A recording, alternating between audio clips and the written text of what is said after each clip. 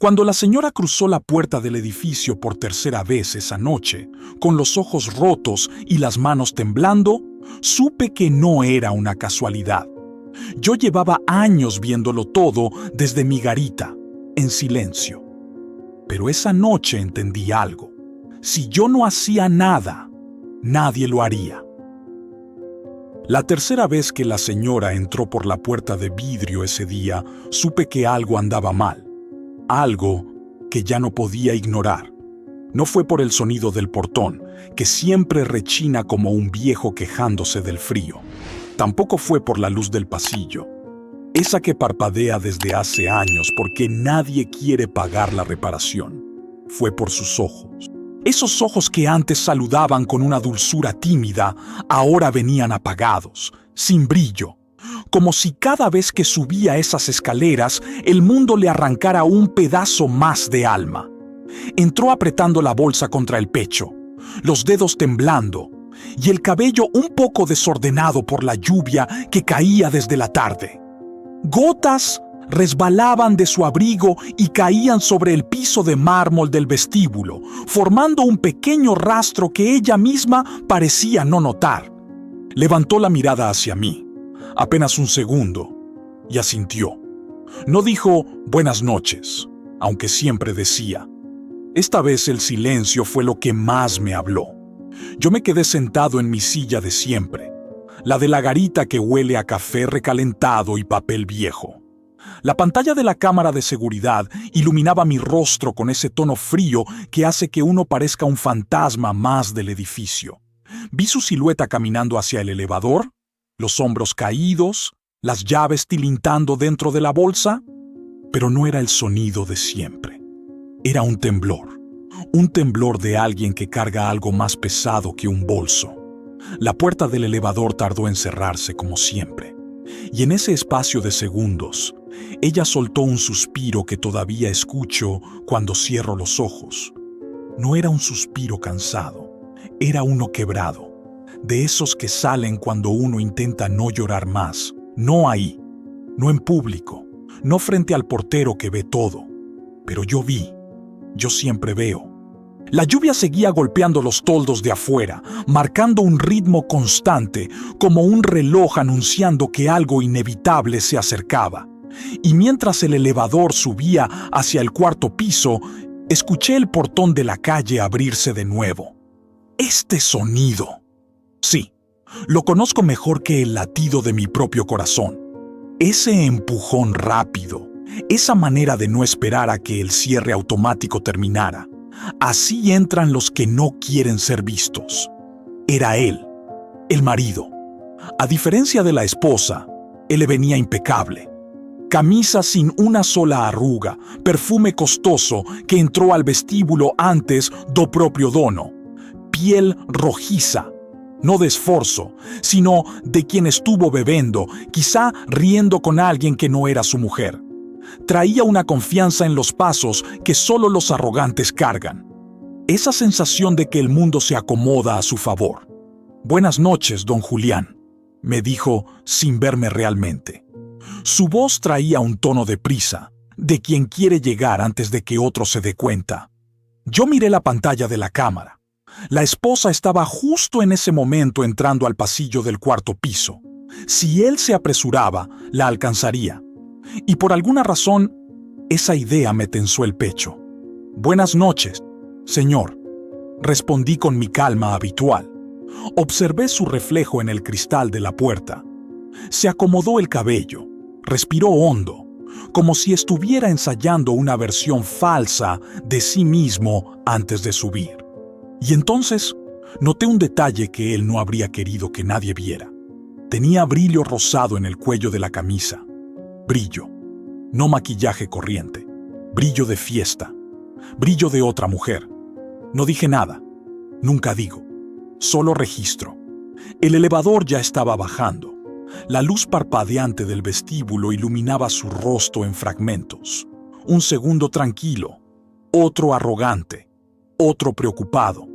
Sé leer expresiones mejor que cualquier psicólogo.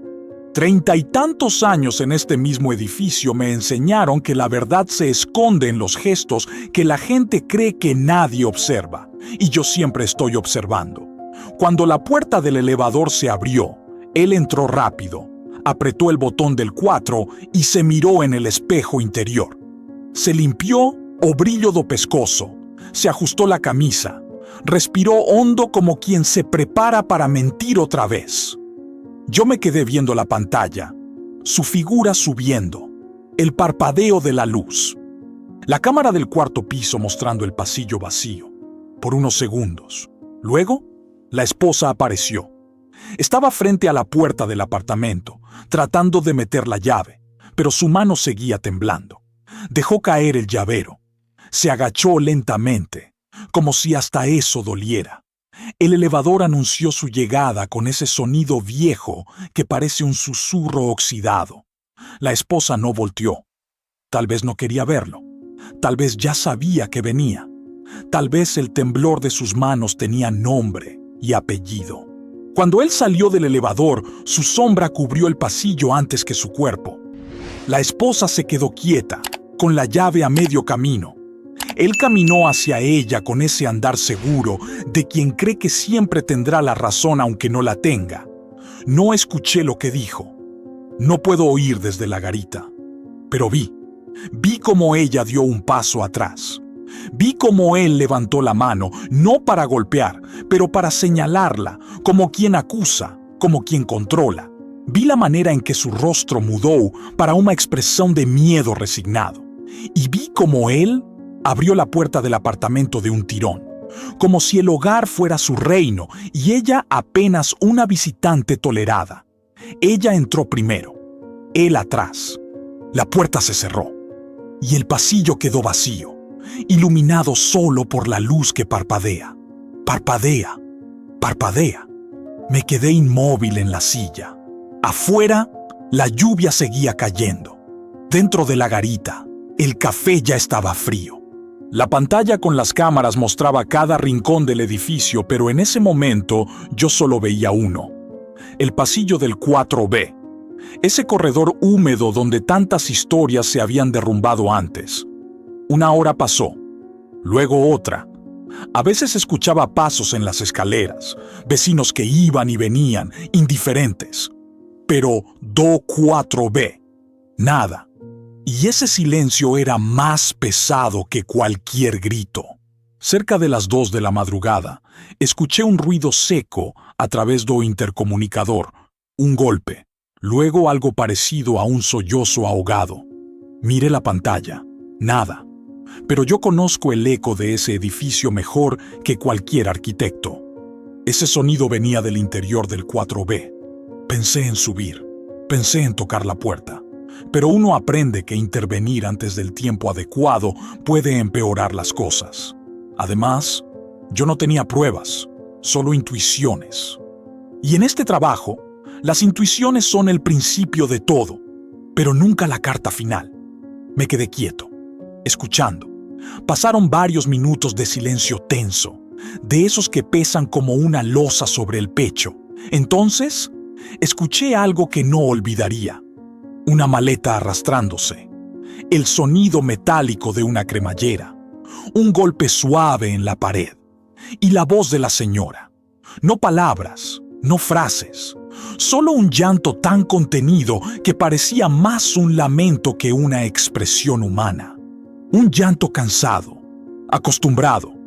Me acerqué más a la pantalla, aunque sabía que las cámaras no muestran dentro de los departamentos. Pero necesitaba mirar algo, cualquier cosa. Las luces del pasillo seguían parpadeando, casi como si el edificio respirara conmigo. A las 2:30, la puerta del 4B se abrió por fin. La señora salió, sola. Ya no traía la maleta. Venía con la misma bolsa, pero más vacía, como si hubiera dejado algo atrás, o como si la hubieran obligado a dejarlo. Caminó lentamente hacia el elevador, limpiándose el rostro con la manga del suéter. Sus pasos no sonaban como antes, sonaban huecos, como si ya no pisara tierra firme, sino algo que se le desmoronaba bajo los pies. El marido no salió a despedirla, ni asomó la cabeza, ni preguntó a dónde iba. Solo dejó que se fuera, como si no le importara. O peor, como si fuera parte del plan. Cuando ella llegó al vestíbulo, yo me enderecé en la silla. Ella no me miró esta vez. Ni siquiera intentó fingir que estaba bien. Caminó directo hacia la puerta, empujándola con una torpeza que no era física, era emocional. ¿Va a algún lugar, señora?, pregunté suavemente. Se detuvo. No volteó, pero respiró hondo, ese hondo que te rompe por dentro. Solo necesito aire, dijo con una voz que ni ella reconocía. La vi salir bajo la lluvia, sin paraguas, sin prisa, sin dirección. Caminó hacia la calle como si buscara un lugar donde su llanto no hiciera eco. Y yo me quedé mirando su figura alejarse, iluminada por los faroles de la calle, cada paso más pequeño, más frágil. Ahí supe que esa era la tercera vez que salía esa noche, y la tercera vez que volvía rota, y la tercera vez que yo la dejaba ir sin hacer nada.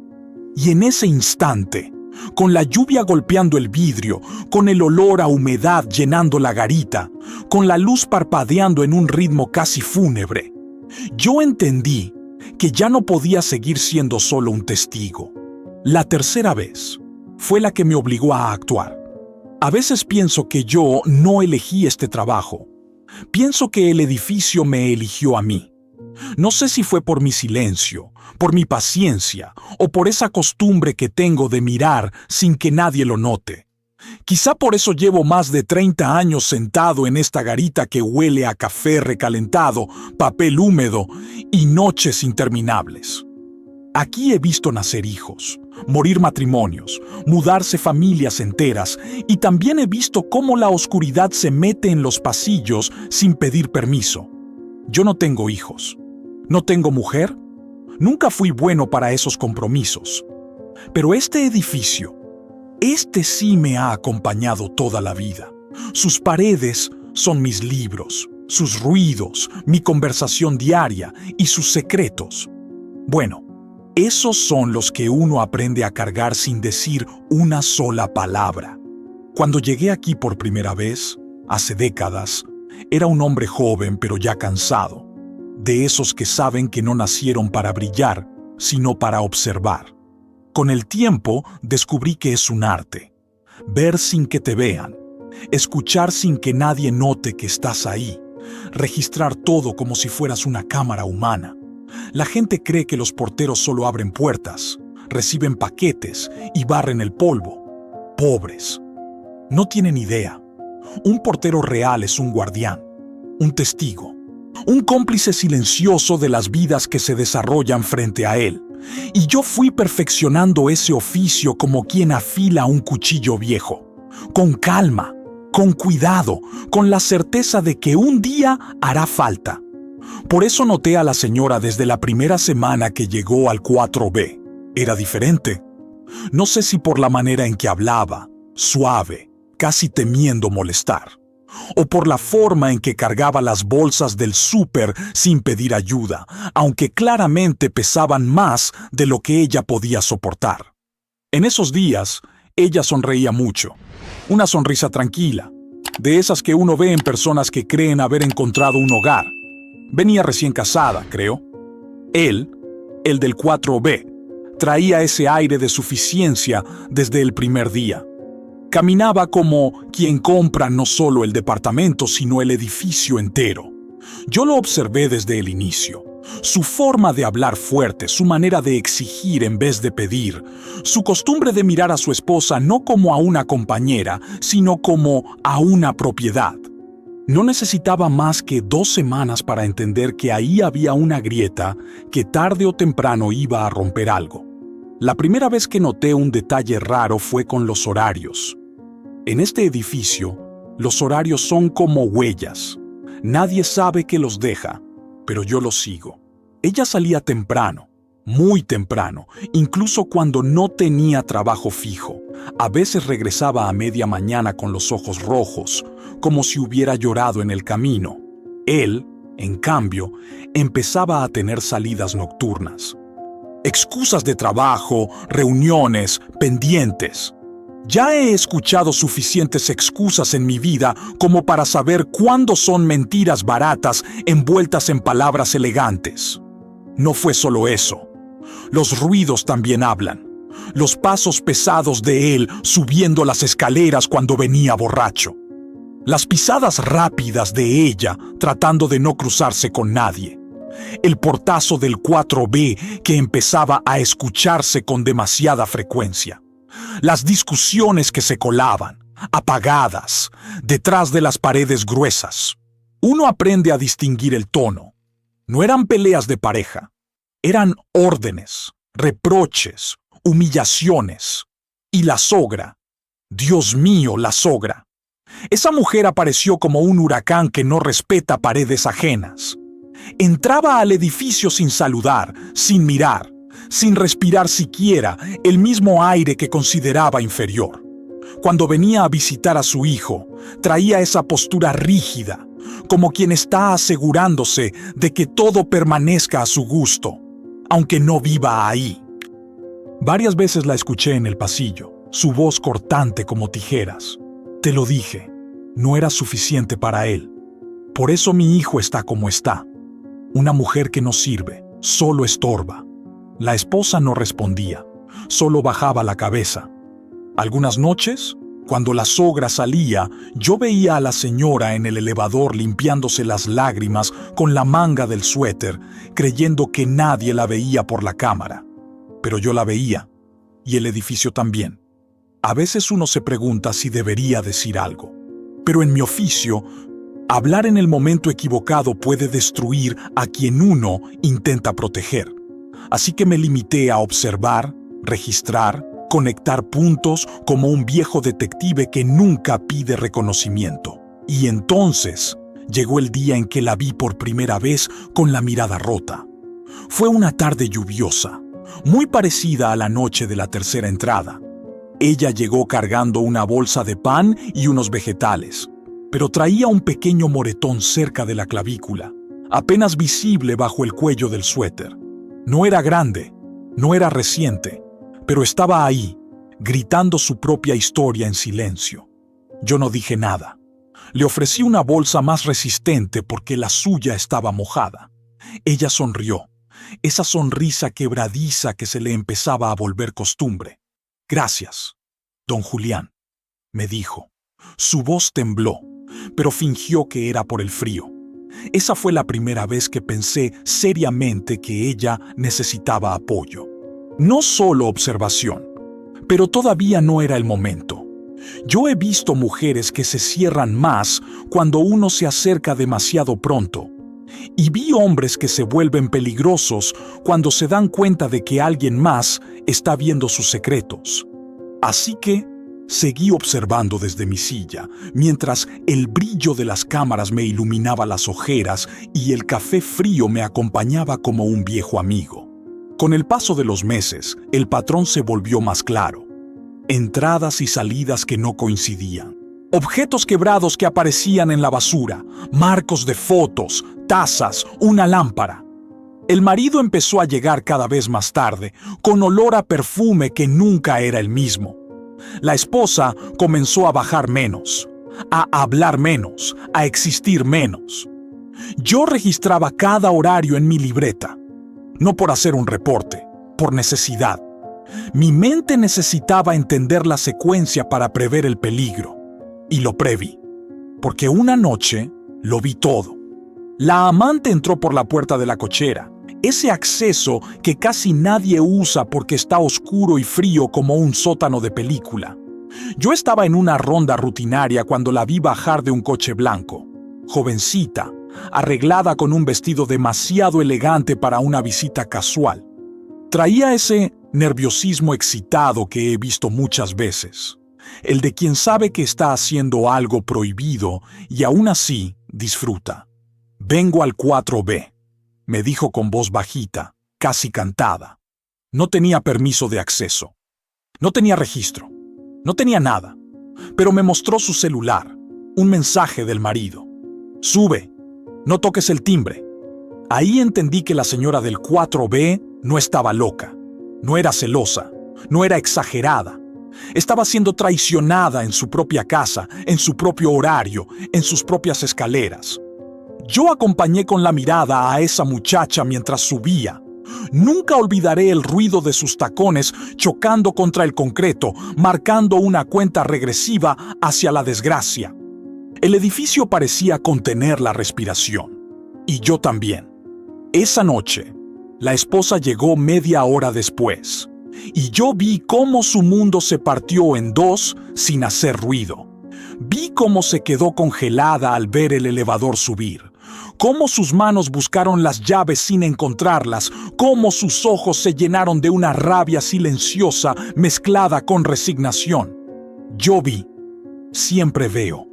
Desde ese día empecé a poner más atención en cada movimiento del 4B. Los días siguientes estuvieron llenos de silencios tensos, de miradas esquivas, de visitas incómodas de la sogra. Yo sabía que algo estaba a punto de romperse. Las historias que empiezan así siempre llegan al mismo desenlace. Una explosión inevitable. El edificio comenzó a hablarme a través de sus sonidos. El rechinido del elevador se volvió más frecuente a altas horas. El portón de la calle se abría en momentos donde nadie debía entrar. La cámara del pasillo registraba sombras que pasaban demasiado rápido. La lluvia golpeaba los toldos como si marcara un ritmo para los momentos de tensión. Y yo, viejo ya, cansado pero atento, tomaba nota de cada detalle. No por chisme, no por morbo, por instinto. Por esa sensación que se acumula en el estómago cuando uno sabe que una mujer está viviendo algo injusto y no puede simplemente mirar a otro lado. Porque, aunque yo no me meta en la vida de nadie, hay cosas que no se pueden ignorar. Y cuando la noche en que entró por tercera vez llegó, y yo vi el miedo en sus hombros, en sus manos, en su silencio, ahí supe que todas mis observaciones tenían un propósito. El edificio llevaba meses hablándome, yo llevaba meses escuchando. Y la señora, sin saberlo, llevaba meses pidiéndome ayuda con cada mirada rota, con cada suspiro ahogado, con cada entrada tardía que escondía un secreto oscuro. Esa noche, cuando la vi desaparecer bajo la lluvia, entendí finalmente quién era yo para ella. No solo el portero, no solo el que registra horarios, era el único que había visto todo desde el principio. El único que no se tragó la mentira. El único que podía unir las piezas. Ella no lo sabía todavía. Quizá ni lo sospechaba. Pero yo ya me había decidido. Aunque fuera desde la sombra, desde mi silla vieja, desde mi café frío, yo iba a ser el hombre que no la dejaría sola. Los edificios tienen una manera particular de avisarle a uno cuando algo está por estallar. No lo hacen con gritos, ni con alarmas, ni con mensajes claros. Lo hacen con silencios. Silencios tensos, gruesos, incómodos, como si las paredes mismas contuvieran la respiración. Y eso fue lo que pasó durante las semanas previas a la explosión en el 4B. El silencio empezó a quedar separado en el pasillo del cuarto piso. Y el eco, ese eco que normalmente rebota alegre en los muros, comenzó a sonar apagado, como si el mismo concreto estuviera cansado de escuchar humillaciones. El marido del 4B se volvió más predecible que nunca, y eso ya es peligroso. Llegaba tarde, muy tarde, siempre con esa misma arrogancia en el paso y con el olor mezclado de perfume ajeno y whisky caro. La esposa, en cambio, se volvió invisible. Ya no pasaba a saludar, ya no sonreía, ya no esperaba que nadie la viera. Eso es lo que me preocupó más. Cuando una mujer deja de intentar ser vista, suele ser porque ya está rota. Y yo, desde mi garita, anotaba cada entrada, cada salida, cada sombra sospechosa que cruzaba la pantalla.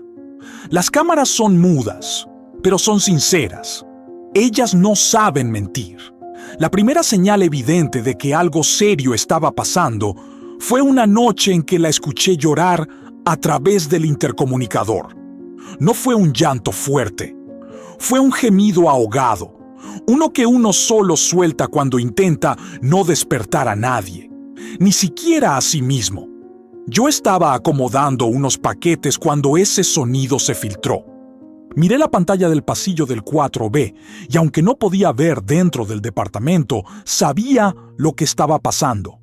Minutos después, el marido salió del 4B y bajó las escaleras con furia, saltándose 2 escalones por vez. Traía el rostro endurecido, los labios apretados y el puño tan cerrado que los nudillos parecían de mármol. No me vio, o no quiso verme. Llegó hasta la calle, encendió un cigarro con manos temblorosas y comenzó a caminar de un lado al otro como un animal enjaulado. Yo lo observé por la ventana. El humo del cigarro formaba figuras extrañas bajo la luz del farol. No era el humo lo que me inquietaba. Era la calma falsa en su rostro. La calma de quien sabe que tiene control, o cree que lo tiene. Subió de nuevo después de 20 minutos. Esta vez, traía aliento a licor. Cuando pasó frente a la cámara del segundo piso, levantó la mano, como si saludara a alguien invisible. Era evidente que estaba borracho, pero también que estaba satisfecho. Los hombres que regresan así no regresan después de una pelea. Regresan después de imponerse.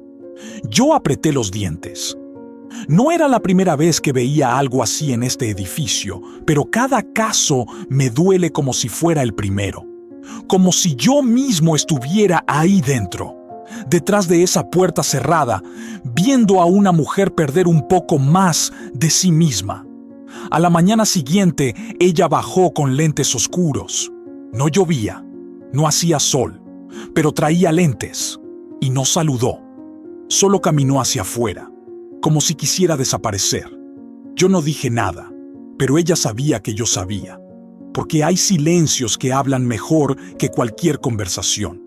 Ese día, la sogra llegó. La escuché antes de verla. Traía ese paso duro, apretado, de mujer acostumbrada a humillar. Entró al edificio sin mirarme, como siempre, y subió las escaleras con un ritmo que parecía un regaño en sí mismo. Yo observé por la cámara cómo tocó la puerta del 4B con una impaciencia violenta. La esposa abrió, y aunque las cámaras no tienen sonido, pude ver el gesto de la sogra tomando su barbilla para levantarle el rostro. Las madres que hacen eso no están revisando si su nuera está bien. Están buscando culpa, vergüenza, sumisión. Y yo vi esa escena tantas veces en mi vida que ya puedo adivinar cada palabra sin escucharla. La sogra entró sin ser invitada y la puerta se cerró. 1 hora después, ellas dos salieron. La esposa caminando detrás de la sogra, cabizbaja, como si fuera una niña regañada por existir. La sogra, orgullosa, con el bolso como un arma y la lengua afilada lista para destruir lo que quedaba en esa casa. No necesitaba sonido para entender lo que había pasado. La culparon. Ella siempre era la culpable. El marido nunca. La amante, menos. El problema era ella, según todos, menos según yo. La injusticia empezó a hervir dentro de mí desde ese día. La sensación ardía como café demasiado fuerte. Me acompañaba en cada ronda, en cada noche, en cada parpadeo de la luz del pasillo. Algo tenía que cambiar. Algo iba a romperse. Y se rompió. La noche en que todo explotó, el viento se colaba por la rendija de la cochera como un lamento antiguo. El edificio entero parecía inquieto, como si la humedad hubiera despertado algo viejo entre las paredes. Yo estaba sentado frente a la pantalla principal de cámaras cuando el marido entró. No caminó, irrumpió.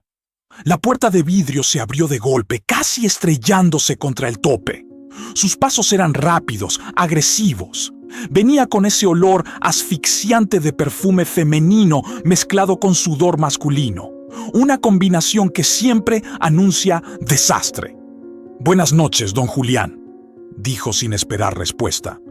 No me miró, o no pudo, porque sabía que yo había visto a la mujer que salió 15 minutos antes por la cochera. Una mujer que no era su esposa. Yo solo asentí. Él entró al elevador, pero antes de que las puertas se cerraran, lo escuché decir algo que me heló la sangre, aunque no lo dijo para mí. Hoy se acaba esta ridiculez. Esa frase la he escuchado antes en otros hombres, en otras vidas, en otros pasillos, y nunca termina bien. Segundos después, la cámara del cuarto piso mostró su silueta saliendo del elevador. Su sombra en la pared parecía más grande que él, distorsionada, como si el mismo edificio quisiera advertirle que estaba cruzando una línea. Golpeó la puerta del 4B con el puño. No tocó, golpeó. La esposa abrió. Su rostro ya estaba hinchado de tanto llorar. Se veía cansada, agotada, devastada. Él entró empujándola con el hombro. La puerta se cerró con un golpe seco. Silencio. Silencio denso, aplastante, insoportable. Miré la pantalla. El pasillo estaba quieto, casi inmóvil. Pero el silencio estaba vivo. Yo lo sentía respirar, temblar, presionarme el pecho. No podía ver lo que pasaba dentro, pero lo imaginaba. He escuchado ese tipo de silencio demasiadas veces. El previo al grito que destruye todo. Y el grito llegó. No en forma de alarido, sino en forma de algo que rompieron. Vidrio, una copa, un florero. Algo se estrelló contra la pared del departamento y retumbó por el pasillo. Incluso la luz parpadeó, como si el edificio mismo hubiera reaccionado. Luego, sí vinieron los gritos. De él. Siempre lo mismo. Mírate. No sirves ni para esto. Yo merezco algo mejor. Y ella lloraba. Pero su llanto era distinto esa noche. No era un llanto de miedo. Era un llanto cansado, como si cada lágrima llevara años acumulados. Yo apreté los puños. Quise subir. Quise romper mi papel de testigo, pero sabía que no podía. No aún. No sin pruebas. No sin un motivo oficial para intervenir. Porque si subía solo por instinto y él me cerraba la puerta en la cara, ella quedaría más expuesta que antes. Entonces ocurrió el momento de quiebre. La cámara de la cochera mostró algo inesperado.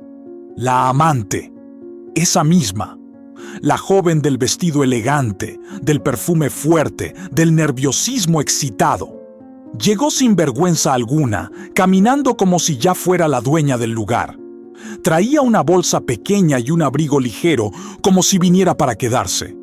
Yo la vi entrar al elevador, y ahí entendí.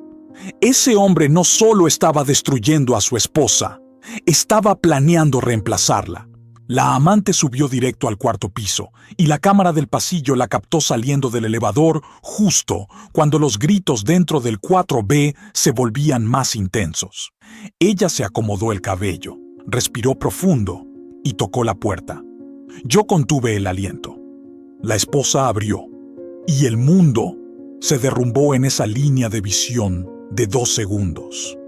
La amante la miró con desprecio, como si ella fuera la intrusa. La esposa dio un paso atrás, confundida, humillada, rota. Y entonces el marido apareció detrás, tomó a la amante del brazo y la metió al departamento, frente a la esposa, frente a la cámara, frente a mí. La puerta se cerró. El silencio regresó, pero ya no era silencio. Era devastación. Y yo supe, con una certeza amarga, que esa mujer no iba a sobrevivir emocionalmente otra noche como esa. Fue ahí, exactamente en ese momento, que dije en voz baja, solo para mí, solo para las cámaras mudas, solo para el café frío de la garita. Ya basta. Y esa palabra no era un pensamiento, era una decisión. La noche en que dije ya basta, no fue una frase pronunciada al aire, fue un pacto conmigo mismo, un pacto silencioso, pesado inevitable. Los porteros como yo no hacemos promesas a la ligera.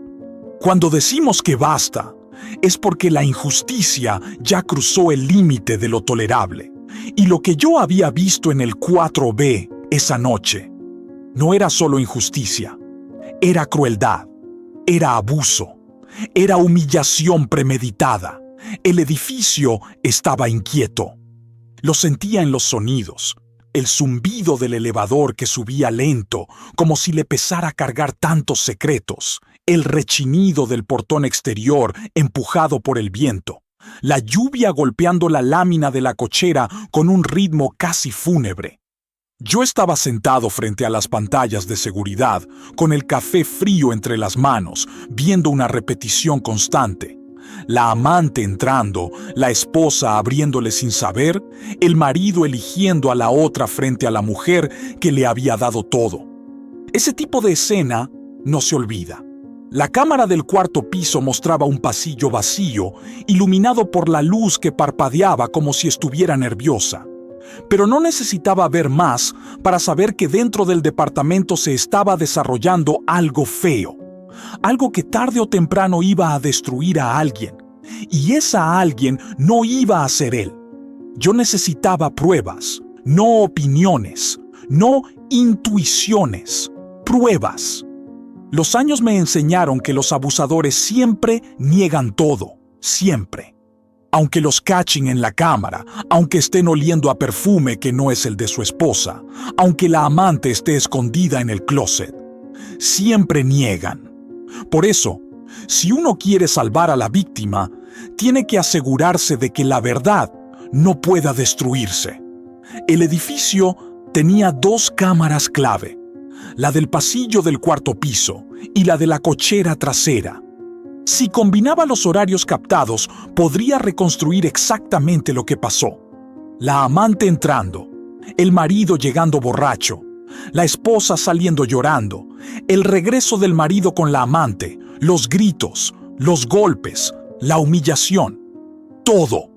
Me acerqué a la computadora vieja que uso para almacenar grabaciones. No es moderna, no es bonita, pero ha guardado más verdades que cualquier fiscalía. Inserté la memoria USB que siempre llevo en el bolsillo de la camisa y comencé a descargar los videos. Mientras lo hacía, escuché un ruido en la pantalla principal, el elevador subiendo. Miré el monitor y ahí la vi, la esposa, ella, caminando hacia el departamento, ojos hinchados, pasos lentos. Traía una bolsa pequeña, como si hubiera salido a comprar algo o como si necesitara aire, como dijo antes. Pero ahora regresaba a su infierno. Cuando llegó al pasillo del cuarto piso, se detuvo. Respiró profundo. Fue un respiro largo, doloroso, de esos que uno toma antes de entrar a un lugar donde sabe que lo van a destruir de nuevo. Sacó la llave, la dejó caer, se agachó para recogerla. La luz parpadeó sobre su espalda encorvada. Yo tenía la grabación bajando a la USB, pero mis ojos estaban fijos en la pantalla. Ella abrió la puerta del 4B y entró. La amante seguía ahí. Sé que seguía ahí porque minutos después la cámara captó la sombra de alguien moviéndose detrás de la ventana del departamento. La esposa no levantó la voz. No se escucharon gritos, solo el silencio. Ese silencio triste, resignado, que uno escucha cuando el corazón se quiebra en un solo golpe. Seguí descargando los videos. Minuto 1, minuto 5, minuto 12. El archivo de esa noche se completó. La prueba estaba ahí, fría, clara, irrefutable. Pero todavía faltaba algo, el momento exacto de la revelación. Y esa oportunidad no tardó en llegar. A las 10 de la mañana del día siguiente, el edificio se sintió inusualmente despierto. Los vecinos comenzaban a salir. Los niños corrían por el pasillo rumbo a la escuela, y el sol iluminaba la entrada con esa luz tibia que casi hace creer que todo está bien. Yo estaba en mi silla, revisando los videos una última vez. El sonido del elevador me hizo levantar la vista. La puerta se abrió. y salió la esposa del 4B. Pero esta vez había algo distinto en ella. Ya no venía llorando, no venía temblando, no venía rota, venía vacía. Y eso es peor. Los ojos vacíos son los que anuncian que alguien ya no tiene nada que perder. Caminó lentamente hacia mí, sin mirar a los lados. «Buenos días», murmuré, sin saber si debía decir algo más. Ella me miró por primera vez en semanas. Me miró como quien suplica ayuda sin pronunciar una sola palabra. Esas miradas las he visto antes. Son las miradas de mujeres que están a un paso de desaparecer por dentro. Pero antes de que yo pudiera decir algo, escuchamos la voz del marido bajando las escaleras. «¿Qué haces abajo tan temprano?», dijo él molesto, como si ella necesitara permiso para respirar. La esposa se tensó, bajó la mirada, dio un paso hacia atrás. Él bajó el último escalón y entró al vestíbulo. Traía ese porte arrogante, seguro, dueño de todo. Y detrás de él apareció la sogra. La mujer caminó como si fuera la reina del edificio. Levantó la barbilla, apretó los labios, se colocó junto al hijo como si fueran una sola figura de control y desprecio. «Te dije que no bajaras», le reclamó la sogra a la esposa. «La gente habla. Las mujeres decentes no andan rondando por ahí». La esposa se hundió un poco más. Yo apreté los puños debajo del escritorio. Fue ahí cuando el marido se acercó a la esposa, la tomó del brazo y dijo, con una sonrisa venenosa: «Dile a mi mamá por qué saliste ayer 3 veces. Dile que estás inventando cosas. Dile que estás loca». La esposa tragó saliva. Sus ojos se llenaron de lágrimas que peleaban por no salir. Su voz apenas salió. Yo no... «¿Tú no qué?», interrumpió la sogra, dando un paso adelante. «Tú no sabes apreciar a mi hijo. Tú no sabes mantener una casa. Tú no sabes mantener un matrimonio. ¿Qué sabes hacer?». Ese fue el golpe final. No físico, emocional, profundo, letal. La esposa se encogió sobre sí misma como si quisiera desaparecer. Y fue en ese preciso instante, cuando la injusticia alcanzó su punto más alto, que yo supe que era el momento de la revelación. Me levanté lentamente de mi silla. El café frío quedó a medio camino. Caminé hacia ellos con la memoria USB en la mano. El marido arqueó una ceja. «¿Y tú qué?», me dijo, con ese tono de desprecio que solo usan con quienes creen que son inferiores. La sogra me miró como si yo fuera un mueble viejo. La esposa, ella me miró con esperanza, o con miedo, o con ambos. Yo hablé despacio. No necesitaba gritar. La verdad siempre llega en silencio. «Señor, creo que debería ver esto». Extendí la USB. Él rió, literalmente rió. «¿Ahora el portero quiere jugar al detective?», se burló. «Es el registro de la noche de ayer», dije, firme, sin bajar la mirada. «Incluye la cámara del pasillo y la de la cochera». La risa se le congeló en la cara. Ese es el problema con los hombres que creen que no los ve nadie. Olvidan que la verdad tiene memoria. «Estás exagerando, Julián», dijo él, intentando recuperar su aire de control. «No hay nada ahí». «Hay mucho», respondí. «Exactamente lo suficiente». La sogra frunció el ceño. «¿Qué pretende?», escupió. «¿Amenazarnos?». «No, señora», dije con calma. «Solo entregarle a la verdad el lugar que le corresponde». Fueron segundos. Segundos en los que sus rostros cambiaron como si el edificio les quitara cada máscara. El marido palideció. La sogra abrió los ojos con indignación. La esposa se llevó una mano al pecho, como si el corazón le regresara. «No tienes derecho», comenzó a decir él. «Tengo el deber», lo interrumpí. Silencio. Silencio pesado. Silencio definitivo. La puerta del salón de juntas del condominio estaba abierta porque los administradores estaban reunidos.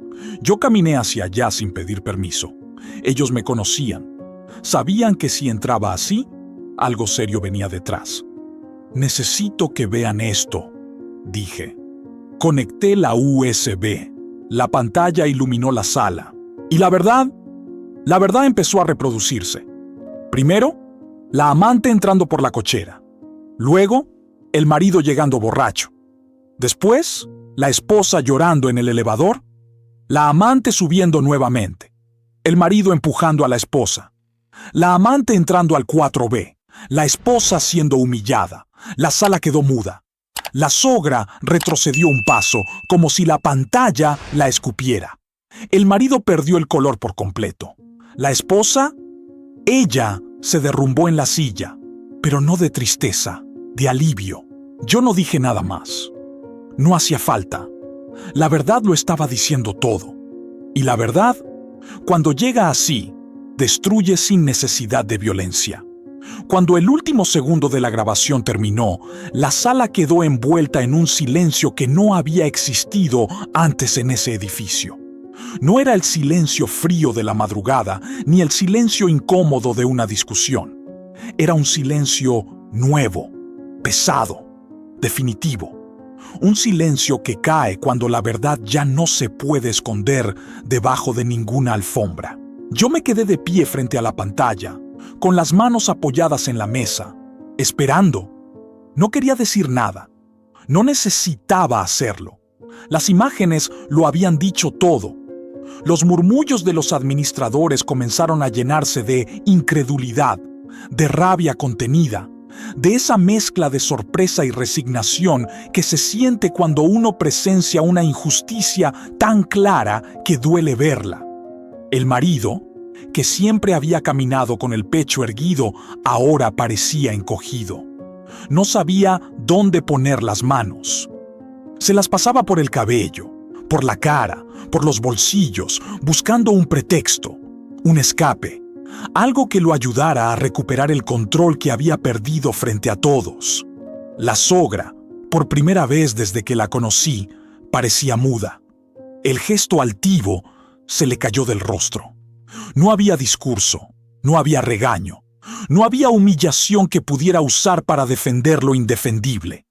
Ella misma se aferraba al bolso como si la correa fuera lo único que la mantenía en pie. Y la esposa estaba sentada con las manos sobre el regazo, respirando despacio. No lloraba, no hablaba, no se escondía.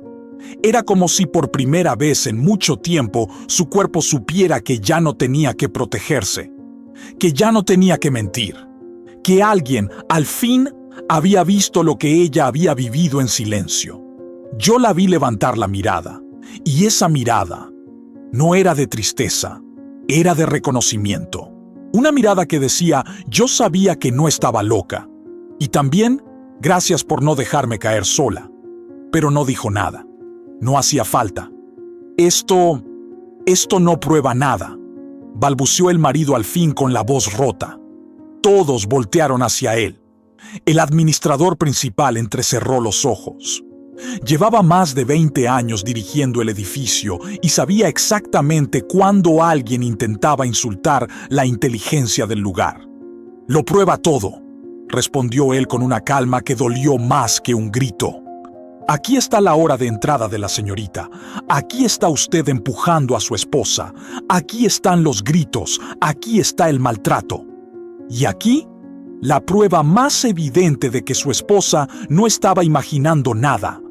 El marido abrió la boca y la cerró, como si de pronto se hubiera quedado sin aire, como si nunca hubiera pensado que su caída sería pública, visible, inevitable. Esta es mi familia», intentó argumentar. «Son asuntos privados. No cuando usa las áreas comunes para atraer a otra mujer», dijo el administrador. «No cuando humilla a su esposa dentro de un edificio donde todos la ven salir llorando. No cuando convierte este lugar en escenario de abuso». Yo observaba todo en silencio. Mi respiración se escuchaba fuerte dentro de mi pecho, pero mi rostro permanecía firme. Los porteros aprendemos a ser estatuas cuando el mundo se derrumba frente a nosotros. La sogra trató de recomponer su porte.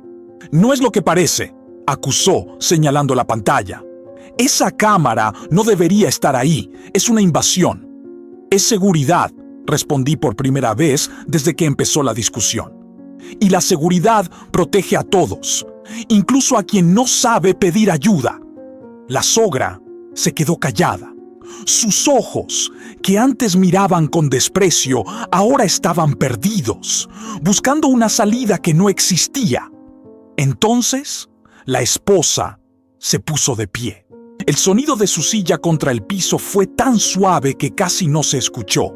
Pero en esa sala silenciosa, ese pequeño ruido se sintió como un trueno. Todos la miraron. Ella respiró hondo. Su mirada se movió lentamente hacia cada uno de ellos, como si intentara recobrar algo de sí misma que había perdido hace mucho tiempo. «Ya no voy a regresar a ese departamento», dijo con una voz increíblemente serena. «No después de todo esto». Su marido dio un paso hacia ella. «No exageres», intentó. «No puedes hacer esto. Tú y yo». Ella levantó una mano. Un gesto pequeño, pero suficiente para detenerlo. «Tú ya lo hiciste», susurró. El silencio volvió a caer, más fuerte. Ella se acercó a mí. No demasiado. Lo suficiente para que yo pudiera verla bien. Y con una calma que me atravesó, dijo: «Gracias». Solo esa palabra. Y esa palabra fue más pesada que cualquier otra que pudiera haber dicho. Porque venía cargada de años de dolor, de noches sin dormir, de gritos que nunca debió escuchar, de cosas que jamás pudo contar. Yo asentí. No podía decir mucho. A veces, los porteros solo podemos ofrecer una presencia, una verdad, una prueba. Ella salió del salón sin mirar atrás. Caminó por el vestíbulo como si cada paso la liberara de un ladrillo que cargaba encima. No llevaba mochila, ni maleta, ni nada. Solo su dignidad recién recuperada. El marido quiso ir tras ella, pero el administrador lo detuvo. «Usted se queda», dijo firme. «Tenemos que hablar de sanciones y del reporte que vamos a entregar». El rostro del marido cambió de color. Pasó del rojo al blanco, del blanco al gris. La sogra intentó intervenir. «Mi hijo no va a permitir». «Su hijo no tiene opción», respondió otro de los administradores. El edificio había hablado. Y cuando un edificio entero se vuelve contra alguien, no hay arrogancia que pueda salvarlo. Yo regresé a la garita. Cerré la computadora. Guardé la memoria USB en mi bolsillo. Afuera, la lluvia había parado. El viento seguía moviendo ligeramente los árboles, pero ya no sonaba furioso. Sonaba como un suspiro, como un descanso, como si el edificio entero hubiera soltado un peso que llevaba meses acumulando. Pasó media hora antes de que el marido bajara. Caminó con pasos tensos, furiosos. Miraba al piso, como si tuviera miedo de ver mi rostro. No lo saludé. Él tampoco me habló. Solo cruzó la puerta de vidrio y salió del edificio como si huyera de algo. De sí mismo, tal vez. La sogra salió detrás, descompuesta. Murmuraba cosas entre dientes, palabras rotas, injusticia, malagradecida. Todo era mentira. Pero incluso ella sabía que la mentira se había caído y que esta vez no había muro que pudiera sostenerla. Ambos desaparecieron entre los carros estacionados y el vestíbulo se quedó vacío. Solo yo, el eco del elevador y el olor a café frío. Minutos después la esposa regresó. No volvió al departamento. Pasó directo al vestíbulo y se detuvo frente a la puerta principal. Llevaba un paraguas cerrado y una bolsa pequeña. Parecía otra mujer. Una mujer que había recuperado algo de lo que le habían quitado. «Voy a ir a la casa de mi hermana», me dijo, sin nervios, sin temblor. «No creo que vuelva pronto». Asentí. Ella miró sus manos, respiró, y luego me dijo algo que nunca olvidaré. «Usted fue el único que vio todo». Y tenía razón. Yo fui el único que vio la primera lágrima, la primera humillación, la primera mentira, el primer golpe de silencio. Fui el único que encendió las luces del pasillo cuando ella regresaba tarde. El único que escuchó sus pasos quebrados. El único que se quedó despierto cuando todo el edificio dormía. La acompañé hasta la puerta. Ella salió. Y esta vez, la lluvia no la esperaba. Solo la calle fresca y la brisa suave. La vi alejarse con pasos firmes, casi nuevos. Y supe que por fin estaba caminando hacia un lugar donde no tendría que agachar la cabeza para nadie. Cuando la perdí de vista, regresé a mi silla. Las cámaras seguían grabando como siempre. El edificio seguía respirando como siempre. Pero ya no era el mismo. Ella tampoco. Y yo tampoco. Hay momentos en la vida de un portero que cambian algo profundo. No por gloria, no por reconocimiento, sino porque uno sabe que, por primera vez en mucho tiempo, la justicia se movió a través de su silencio, que la verdad salió a la luz gracias a los ojos que nadie mira, pero que siempre están viendo. Me serví un nuevo café. El vapor subió lento, cálido. Afuera, la luz del amanecer comenzaba a colarse por las ventanas. Ese tipo de luz que limpia, que aclara, que promete. Tomé un sorbo. Dejé que el sabor amargo se asentara en mi lengua y pensé, a veces uno no necesita ser héroe. A veces basta con ser testigo. El testigo que no olvida. El testigo que no se asusta. El testigo que, cuando llega el momento, dice la verdad. Porque aquí, en estos edificios viejos, en estos pasillos húmedos, en estas noches interminables, las verdades nunca se esconden para siempre. Y yo, el portero, siempre estoy, siempre veo, siempre registro, aunque nadie lo note, aunque nadie lo agradezca, hasta que llega el día en que una verdad salva a alguien. Y entonces, todo cobra sentido. A veces me pregunto cuántas historias como esta siguen escondidas detrás de puertas cerradas, detrás de silencios largos, detrás de miradas que nadie quiere ver. Si mi relato tocó un rincón de tu memoria, si te recordó a alguien, si te hizo pensar en esas verdades que uno guarda para no romperse, entonces quédate conmigo. Aquí, en estos pasillos donde la luz parpadea, donde el café siempre sabe a desvelo, donde las cámaras no juzgan pero nunca olvidan.